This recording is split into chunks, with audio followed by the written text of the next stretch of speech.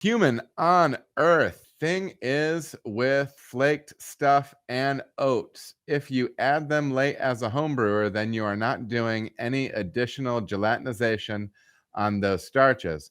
So if you add them late, they're only going to hit 160F, correct? Since it can't be higher for the conversion grains. So nothing against hazy, but what's with the argument against shining clear IPA? So a couple of things from Human on Earth here.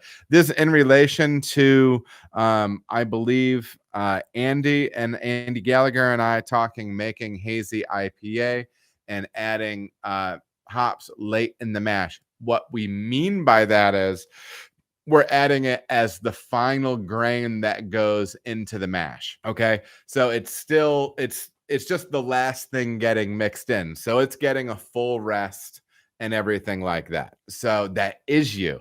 That is you, human on earth. So that kind of answers that question right there. And I can see how it might have been confusing the way we discussed it. But no, it actually it goes in for the full rest. It's nothing like that. Because sometimes people add like roasted malt like late, so meaning late they mash, they rest, they start running off, they get ready to sparge, and then they'll add some roasted grains to the top of the bed and they'll sparge through that. That's not what we're doing with the grain there. So that was a clarity issue on my part. So yeah, human on earth, that's my stand on that. And then the second question, so nothing against hazy, but what's the argument against a shining clear IPA? I mean, it's not an argument against, and I've kind of said this. I've kind of said this before.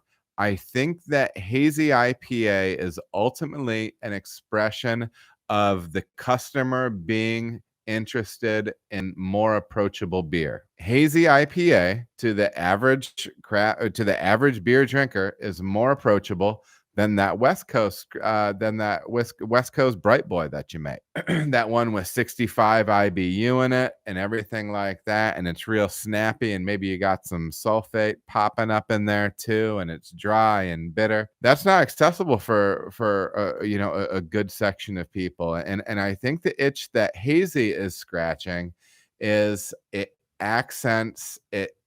doesn't accent. It's built off of hop flavor and aroma, which is everybody likes, especially when you're using those tropical hops, right? So it's not that there's an issue. It's not that there's anything wrong with the difference between hazy beer and West Coast beer.